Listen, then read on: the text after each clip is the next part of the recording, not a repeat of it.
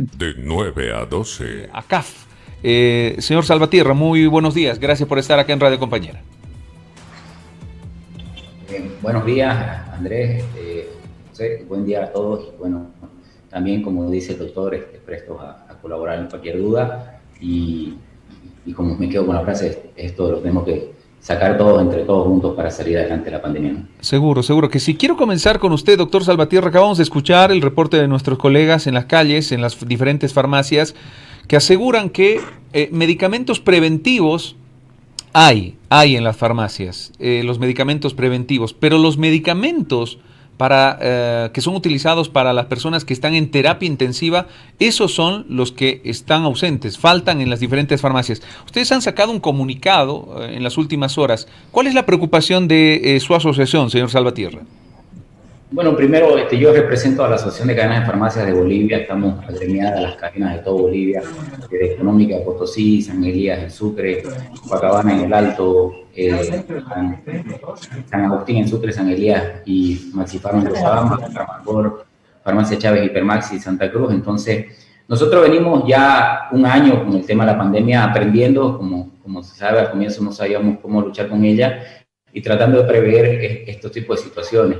Lamentablemente la demanda de ciertos medicamentos ha crecido. Nosotros oportunamente hemos realizado el pedido a los proveedores, a los importadores, pero también coordinado con las autoridades competentes hace ya semanas, preveyendo que esta ola iba en aumento y obviamente, como decían en el reporte, para tranquilidad a la gente, para los pacientes que no llegan a UTI, hay medicamentos, están las acitromicinas, los ibuprofenos, los antitusivos, las vitaminas, en eso no hay problema. Hay que recordar a la población boliviana que nosotros como farmacias en general somos un sector regulado. Nosotros tenemos la obligación de presentar una lista de precios que son regulados por el AGMED, y si alguien sube o especula ese precio, el boliviano, nuestro hermano boliviano, puede recurrir y denunciar, y bueno, eso tiene cárcel por plagio y especulación. La preocupación nuestra ha sido en estos productos. Nosotros hemos hecho un comunicado puntual sobre productos que se trabajan especialmente para los pacientes en UTI. Son productos que para ser dispensados se necesita una receta valorada, y en base a este abastecimiento de estos productos para los pacientes de UTI, empieza a haber un mercado negro que especula, y bueno, a nosotros nos duele, primero, a veces decirle no, que no tenemos algún ciudadano boliviano hermano que entra a nuestra farmacia, y segundo, ver que existe un mercado negro que empieza a especular y bueno, aprovecharse de la situación y del malestar de familiares, bueno, que buscan la forma más rápida de conseguirlo para mejorar la salud de sus enfermos, ¿no? Eso es, no se olviden que somos el último eslabón, vienen los importadores, los productores, nosotros, y bueno, nosotros tratamos siempre, como estamos cercanos con la población, de transmitir esos reclamos, esos malestares a las autoridades, porque este trabajo tiene que ser en conjunto para restablecer lo más rápido posible.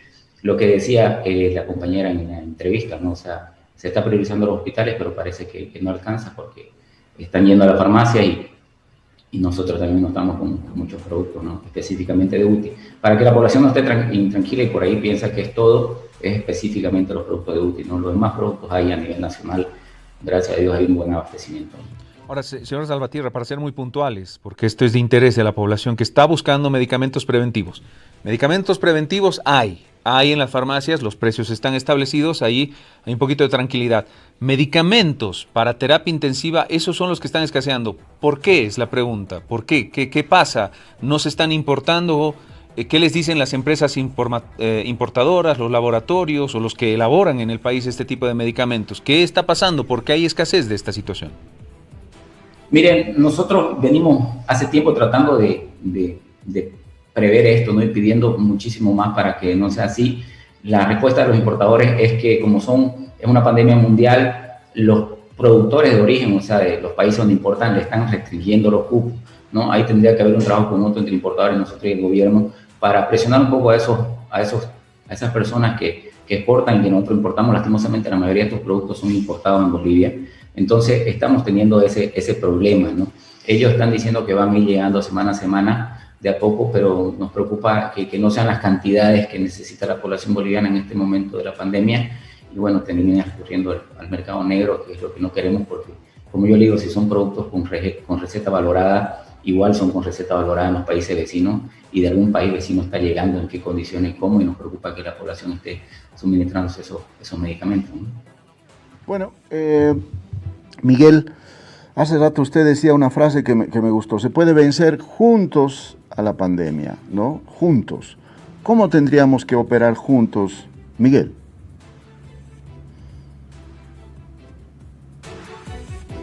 ¿Activó su micrófono? Muy bien, está activado el audio. Muy bien. El mayor problema que hemos tenido para poder trabajar en esta pandemia es la habilidad de trabajar primero juntos.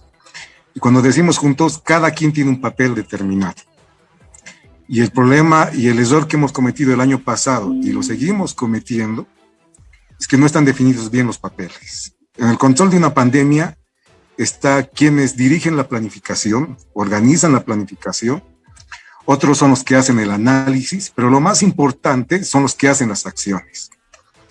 Entonces, el año pasado que hemos visto, ha habido una pelea entre el ministerio, entre el CEDES, entre los municipios para ver quiénes tomaban la planificación y no tanto quiénes tomaban las acciones. Tampoco había quienes se encarguen de hacer las evaluaciones y las autoevaluaciones. A criterio de cada uno, todos estaban por la vía correcta, todos tenían los análisis correctos. Y cuando se ponía un análisis de las proyecciones, por ejemplo, todos se desentendían, ¿no? Era increíble en este año, por ejemplo, inclusive desde diciembre, que nos decían, ya estamos en la tercera ola en diciembre, luego nos decían en ustedes, no, va a ser en enero, va a ser en febrero, va a ser en marzo, y eso demostraba que no había mucha seriedad en los estudios. Cuando pedimos acción, lo que pedimos es enfrentar la epidemia en relación a la realidad que se vive en Bolivia. Y creo que la prueba más penosa que tenemos en este momento es, por ejemplo, el fallecimiento del doctor Saunero.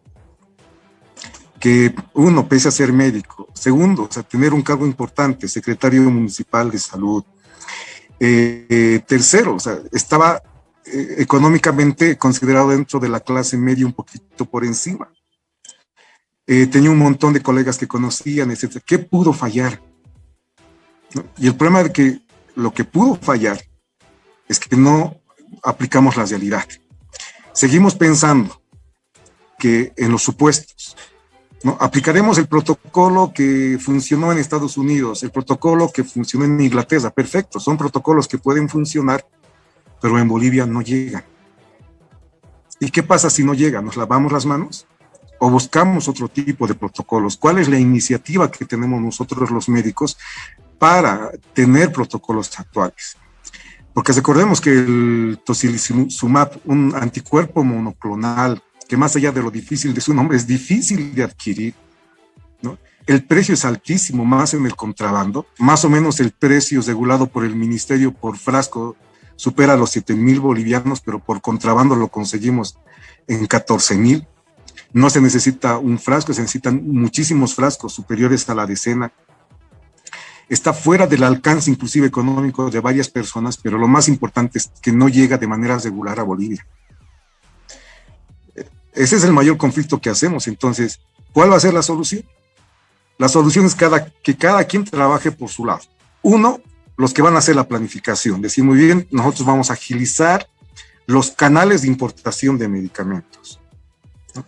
Otros van a hacer el control, decir, nosotros vamos a controlar para que llegue de manera equitativa a ambos municipios y estos medicamentos no sean dados de mala manera. Miguel, quiero que profundicemos por favor en esta parte. ¿Quién debe hacer la planificación? ¿Quiénes? ¿Quiénes deben tomar las acciones que acabas de decir? ¿Quiénes? ¿Cuáles son? ¿Es el gobierno central que hace la planificación? ¿Cómo? ¿Quiénes tendrían que tener ese papel o los papeles bien definidos para no cometer los errores que habíamos cometido antes?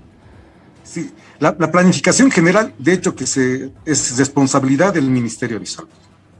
Ellos determinan los parámetros generales, ¿no? Desde el precio de los medicamentos, la accesibilidad y las condiciones de salud, porque es fácil decir enfrenten la pandemia si no nos van a dar las condiciones logísticas. O sea, todos tenemos que partir bajo unos parámetros. Estos parámetros tienen que adecuarse a particularidades. ¿Quiénes se hacen cargo de las particularidades? Los sedes. Nos dicen muy bien, en el Departamento de La Paz tenemos que hacer estas modificaciones para aplicar. En el departamento de Santa Cruz tenemos el personal necesario, además que recordemos que prácticamente el 90% del personal depende de los sedes, más que de los municipios. ¿no? Por medio de los contratos y los ítems que tiene. Y viene lo más crudo, ¿no? Que creo que a algunos de mis colegas les va a doler, que es la parte de acción, porque sabemos que lo político falla, que lo organizacional falla, o sea, esto no es nuevo, no viene desde el COVID, viene desde siempre. Pero ¿qué hacemos nosotros ya en el punto de batalla? El año pasado hemos cometido el gran error de dar la receta mágica, ¿no? Tanto el Colegio Médico como el CEDES ha sacado una lista de 14 medicamentos que lo único que han generado es especulación. Y el otro que era mucho más crítico, intoxicación por parte de los pacientes. O sea, los pacientes piensan que por tomar vitamina D, que por tomar vitamina C, que por tomar acitromicina, tomar dexametasona, no van a tener COVID o van a curarse de la enfermedad si es que lo tuvieran. El gran descuido es que no ha habido supervisión del tratamiento. Y es lo que hemos insistido una y otra vez, el tratamiento tiene que ser supervisado, no puede haber telemedicina. Los protocolos tienen que adecuarse a la realidad. Entonces, en Bolivia se han ido trabajando protocolos, pero se han peleado las sociedades científicas. La Sociedad de Terapia Intensiva no se ponía de acuerdo con neumología, y la única recomendación que decía, nada es verificado para el COVID.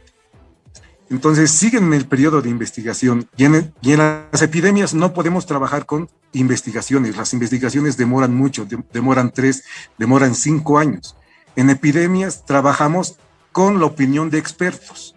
Y los expertos no solamente son los expertos en neumología, no solamente son los expertos en terapia intensiva, sino también son los expertos que manejan epidemias, es decir, los epidemiólogos, ¿no? Pero lamentablemente ninguno manejaba estos criterios. ¿Quiénes manejaban? Profesionales o no profesionales que no entendían de salud. Hemos estado a cargo de personas que no eran entendidas en salud y que han tomado más criterios de popularidad que criterios científicos, ¿no? Y lo peor, que no ayuden a la población. Y eso ha provocado que todos entren en una pandemia de miedo, ¿no? Tenemos miedo para todo y nos dejamos convencer por la publicación más esperanzadora que salga, y es por eso que se ha hecho popular el dióxido de cloros, se ha hecho popular la ivermectina sin supervisión médica, y se ha hecho popular muchos médicos. Entonces, si nosotros actuamos de manera adecuada con los pacientes contagiados, vamos a evitar complicados, y de hecho que vamos a evitar y bajar que las salas de terapia intensiva estén llenas. En este momento yo no puedo pedir estrategias para bajar los contagios, ya hemos sido expuestos. Estamos en periodo invernal prácticamente, donde suben todas las enfermedades virales respiratorias. Hay manifestaciones y movimientos por todo lado. Lo hemos visto en Cochabamba, por apoyar a XZ candidato político, se han movido. Aquí en La Paz, el problema de la morenada, ¿no? Vamos a reivindicar la morenada, ¿cómo? Con concentraciones, viva las concentraciones, ya estamos expuestos. ¿Cuál es la medida? Que los contagiados no se compliquen, que los contagiados sean supervisados de manera adecuada. Entonces tenemos que ya tomar acciones en relación a estos temas. Bien, enseguida vamos a seguir con esta conversación, doctor Valverde. Permítame un segundito porque me quedó un interrogante y le doy paso a Leonardo Salvatierra, que es el presidente de la Asociación de Cadenas de Farmacias en el país. El doctor Valverde, Leonardo, hablaba de un medicamento en específico que es utilizado para terapia intensiva, el tocilizumab. Caramba, el costo entre 7.000 en condiciones normales hasta 14.000, 15.000 bolivianos en condiciones de especulación y contrabando incluso.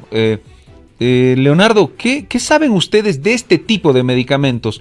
¿Los importan? ¿Los tienen en las farmacias o son otro tipo de medicamentos? No está todavía en el mercado boliviano, tiene su representante en Bolivia, es una empresa grande. Ellos nos han informado que va a llegar recién a fines de este mes o la primera quincena de junio. Entonces, si se pilla es en el mercado negro, ¿no? Y es un producto que han empezado a solicitar algunos médicos con algunos de sus pacientes en esta tercera ola, ¿no?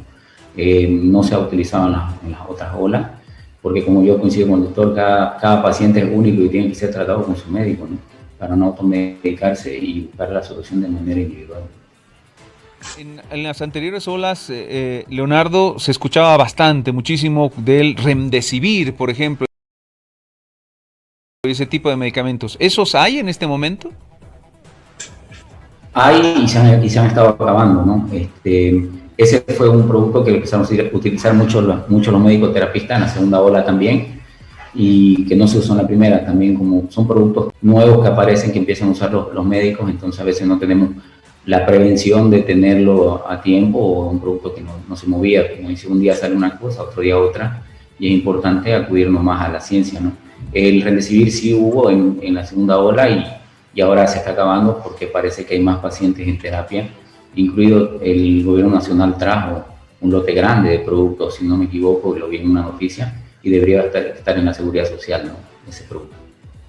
Entonces, Remdesivir y esas cosas, ese tipo de medicamentos sí hay, pero se están acabando. ¿Son medicamentos exclusivos que los requieren médicos para terapia intensiva? ¿Qué saben ustedes como importadores, es decir, como vendedores, como cadenas de farmacias, sobre estos nuevos medicamentos? Nuevos es un decir, para la utilización nueva en terapia intensiva, como el tocilizumab. La verdad, nosotros no mucho, porque son productos nuevos que empiezan a solicitar algunos médicos en los tratamientos de sus pacientes. En teoría son más eficientes y estamos ahí, como dice, o sea, el estudio científico es muy largo, pero están tratando de trabajar los expertos en cada uno de ellos. Pero a nosotros, como le digo, lo que hemos tratado de planificar son lo que ya se está usando con los pacientes y lo han sacado como protocolo, algunos sedes, inclusive algunas alcaldías, para los pacientes que no llegan a último. En eso hay total abastecimiento y tranquilidad de la población, y vuelvo a recordar que somos un sector regulado, el último eslabón de la cadena, y tenemos precios límites para vender, que eso es una tarea de AGMED y del Ministerio de Salud. Quisiera que me ratifique Leonardo, por favor. Ustedes, como cadenas de farmacias, este tipo de medicamentos sí los van a tener, pero será a la primera quincena del mes de junio.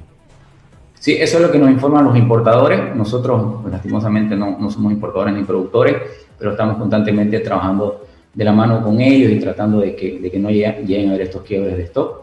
Pero ellos nos han dicho que o a fines de este mes o la primera semana de junio va a haber ese producto, que ya hay de alta demanda y no sabemos todavía el uso en realidad que lo están haciendo en las terapias, ¿no? Algunos médicos. Miguel, le voy a trasladar una pregunta que me hicieron en la calle, ¿no? Y es esta. ¿Estamos en el pico de la tercera ola o aún no? Y si después o para cuándo se prevé la cuarta ola. Ya. En realidad estamos en el periodo de escalada, que se llama, ¿no? El periodo de escalada en condiciones normales, según la proyección actual, ha comenzado el 15 de mayo. Significa que a partir del 15 de mayo los casos ya no van a ser tan oscilatorios, porque si nosotros revisamos los datos del Ministerio y de los sedes, un día reportan ascenso de casos, otro día descensos, ascensos, descensos, no hay una regularidad. Pero a partir del 15 se estima que esa regularidad va a ser mucho más sostenida y vamos a llegar a un pico. O sea, cuando hablamos de epidemias, hablamos de 3 tipos de picos. Uno es el pico de contagios, otro es el pico de muertes y otro es el pico de recursos hospitalarios. La relación de estos 3 picos nos permiten determinar varias teorías. Primero, lo que más preocupa a la población. Por ejemplo, si realmente en Bolivia nos estamos complicando por el tema de las variantes, ¿no? Sobre todo por la variante P1. Entonces, el análisis de las proyecciones determinan que las complicaciones y fallecimientos no van a ser a causa de las variantes, no es a causa de la famosa variante brasilera, que en realidad su nombre correcto es variante P1, sino va a ser por las condiciones del sistema de salud. O sea, centros de salud poco equipados, hospitales poco equipados, poco personal, pero sobre todo el poco acceso a salud y medicamentos en la primera fase, es decir, cuando el paciente no tiene complicaciones, pero ya se contagió, ¿no? Porque ese es el mayor conflicto que tenemos. Entonces, el pico de contagios está, la mayor cantidad de contagios que vamos a tener está para el 25 de junio, aproximadamente. Se estima que para el 25 de junio, en un solo día, por ejemplo, vamos a tener entre 5,000 a casi 10,000 contagios en un solo día, ¿no? Es lo que se estima. Lo que esperamos que esos 5,000 o 10,000, en resumen, no se compliquen, o sea, no lleguen a terapia intensiva. Pero Miguel, si esa es la tendencia, por Dios, no tenemos recursos hospitalarios. ¿Qué Ese va a es el hacer de gran nosotros? conflicto. Porque se estima que de los recursos hospitalarios vamos a tener el pico, la saturación el 11 de julio. ¿No? Todos estos picos significa que por lo menos 2 semanas antes y 2 semanas después del pico, el comportamiento va a ser similar a esa fecha, es decir, totalmente saturados, un montón de casos. En este momento nos sobresaltamos porque las estadísticas nos dicen tal fecha hay 1.000 contagios, 2.000 contagios, pero nos vamos a dar cuenta que cuando lleguemos al pico la situación va a ser muy preocupante. Se estima que el pico de recursos hospitalarios va a ser para el 11 de julio, es decir, casi un mes después. O sea, significa que lo que estamos viviendo en este momento en recursos hospitalarios va a ser nada en relación a lo que vamos a tener en julio, ¿no? Por lo tanto, vamos a superar en camas el 100% de camas. Y no digo camas hospitalarias exclusivas para el COVID, sino camas hospitalarias totales del sistema de salud. Las camas que hemos destinado para obstetricia, para medicina interna y cirugía, van a ser ocupadas por pacientes COVID. Y lo peor, que los recursos para terapia intensiva y ventiladores van a superar muy por encima. Cuando digo por encima, no es por asustar tanto, pero es prácticamente, vamos a superar el 300%, el 400% de los requerimientos actuales que tenemos. Entonces, la situación es muy triste de lo que va a venir, pero esto nos indica que precisamente las muertes no son debidas a las variantes. Las muertes son debidas al poco acceso que va a tener la población a los sistemas de salud. El pico de muertes se está proyectando para el 13 de julio, por ejemplo. Y lo que se proyecta en este pico que va a ser a la mitad del impacto del año pasado. Es lo único, entre comillas, bueno que podemos tener. Y eso nos demuestra que no es tanto el tema de variantes, es un problema de accesibilidad a salud. No todos vamos a gozar con la accesibilidad a salud. Bueno, ante esta realidad, Leonardo, si vamos a tener el pico el 24 de junio y va a haber entre 5.000 y 10.000 contagios en un solo día, Leonardo, ¿será que vamos a tener medicamentos por esos días? Sí, más bien, sí, doctor, si quiere. No, dale, Leonardo, y adelante con usted, Leonardo, después vamos a cerrar con Miguel. Sí, lo importante es esto, nuestro pronunciamiento va con esa lógica, ¿no? De llamar a trabajar de manera conjunta para estar listo para prever lo que viene, ¿no? Las estadísticas que tiene el doctor son las que nos pasan los colegios científicos de los médicos y los sedes, y coincide también. Entonces, ya que estamos arrancando, es una llamada, y como decía, si los importadores dicen que van a empezar a llegar la primera semana de junio, especialmente los medicamentos para UTI, que la preocupación, porque en el otro lado hay productos necesarios para aguantar esta ola, ¿no? Pero esa es la idea también de salir aquí, de hacer un llamado y trabajar de la mano para que estemos mejor preparados para lo que viene en las próximas semanas. Bueno, muchísimas gracias, Leonardo, por el contacto. Vamos a estar al tanto de lo que pueda pasar en estos días y ojalá tengamos medicamentos para todos, ¿no? Y en las farmacias y a precios accesibles. Gracias, Leonardo. Le mandamos un abrazo. Gracias y un abrazo a ustedes y que sea una buena semana. Vamos a cerrar con Miguel. Miguel, ¿sabe? Me ha dejado temblando usted cuando me dijo vamos a tener entre 5.000 a 10.000 casos el 24, ¿no? Que no estamos en el pico el 24 de junio. Me dejó temblando, de verdad. ¿Se puede bajar esta tendencia? Hay posibilidades, porque estos días hemos visto azorados, ¿no? Como cuando dijeron, hemos llegado a 3.005 casos, yo no podía creer, dije, por Dios, 3.005, y ahora si vamos a ir a 5.000 y posiblemente a 6.000 y después a 7.000, ¿es posible bajar? ¿Es posible, Miguel? Sí, o sea, primero se ha visto la importancia del uso de barbijo cuando estamos con otras personas, ¿no? El uso adecuado del barbijo. O sea, el uso adecuado del barbijo puede disminuir inclusive la incidencia al 50%. ¿No? Quisiéramos que fuera al 100%, pero 50 es un valor muy, muy, muy importante. El uso de barbijo inclusive baja al 70% la probabilidad de complicación y muerte. Entonces, por ese lado, sí nos tiene que ayudar la población, ¿no? De insistir en el uso de barbijo, mejor si es un barbijo quirúrgico, ¿no? Y si hay sospecha de contaminación, eliminarlo inmediatamente y ponerse otro. Por parte del personal de salud, ¿cuál es la estrategia? O sea, la estrategia es elaborar terapias que no sean tan aglomeradas como el año pasado, que el paciente más intoxicaba con todos los medicamentos, y al publicar la lista por medios no oficiales y también oficiales, lo que han generado es especulación, ¿no?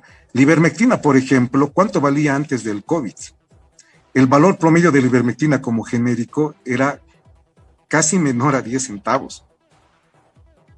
¿No? ¿Y qué pasó? O sea, de 10 centavos subió a 6 bolivianos la tableta y un poco más, o sea, generó especulación. Es por eso que no se recomienda que los medicamentos estratégicos para el control de epidemia sean primero dados de manera libre, porque generan especulación, mala supervisión, etcétera. Se establece que tienen que ser con medicamentos cómodos, es decir, manejar de acuerdo a las fases de la enfermedad. Sabemos que la primera fase es de replicación viral.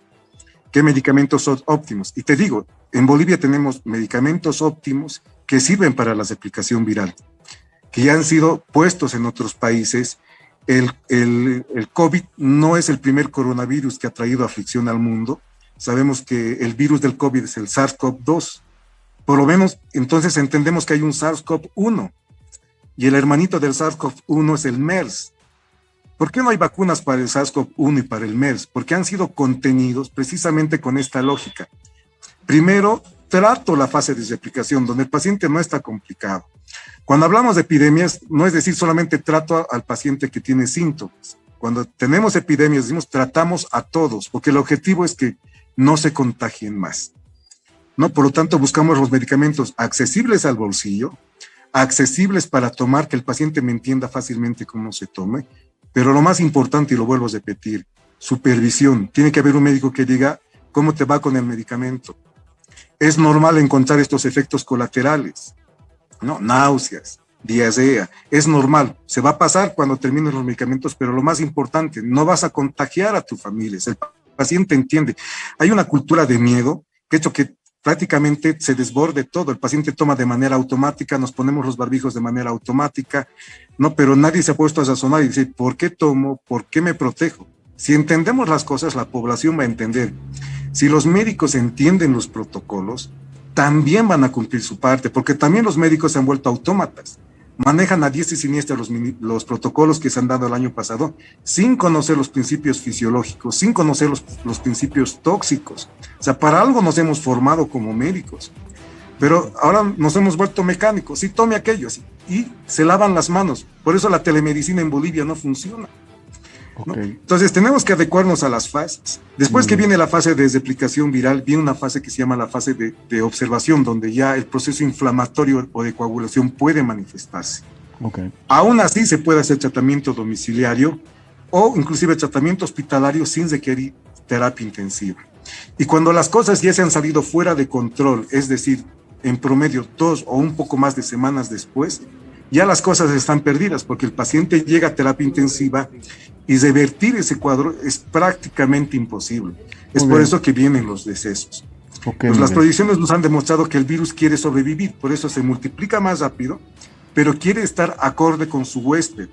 Por eso la mortalidad, cuando hacemos los cálculos, no va a ser tan elevada en proporción, no digo en números totales, en proporción en relación al año pasado. Bueno, Miguel, muchísimas gracias por tu tiempo, por el espacio, por tus conocimientos. Un abrazo, Miguel. No, un abrazo, Andrés, Juan Carlos, la oportunidad que nos dan para poder expresar un poquito esto, tratar de poner las cifras como tienen que ser y colaborar un poquito en reducir el miedo que tenemos. Es normal tener miedo, pero si estamos informados de manera correcta y cada quien toma su responsabilidad, vamos a poder vencer esta pandemia. De 9 a 12.